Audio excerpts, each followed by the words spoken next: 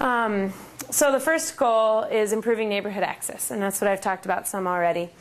So we focus on the neighborhoods around the farm. We have weekly farm stands in the neighborhoods. So right now we have 2 farm stands a week through our mobile market truck, which I'll talk about in a second. We accept food stamps, and we offer an additional discount to anybody who receives food stamps or WIC. Pricing is a constant challenge for us. We're trying to get our prices pretty much in between a farmer's market and a grocery store. We want people to recognize that it is more costly and challenging to grow organic or using organic methods.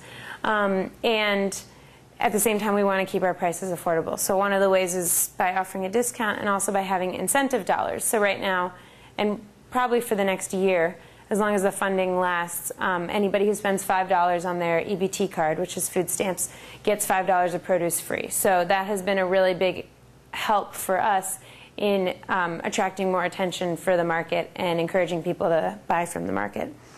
But pricing is always a struggle. One person will walk along and say, "Oh, that's so much money for a bunch of collard greens," and then someone else walks along and is like, "This is grown without chemicals, that's a great deal." So we really have sort of constantly have that struggle.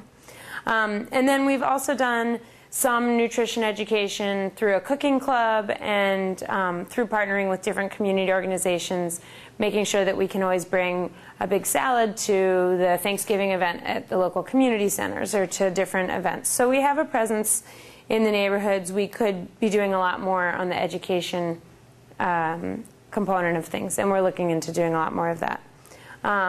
So this is our mobile farmers market, which was formerly a Washington Post delivery truck, which we acquired in March, and we spent the spring outfitting it with a group of MICA students through the Center for Design Practice, outfitted it with us and with help from an architect. And so we are now doing our 2 weekly farm stands out of this truck. One is at Lake Montebello, and one is in Bel Air Edison in front of a health clinic.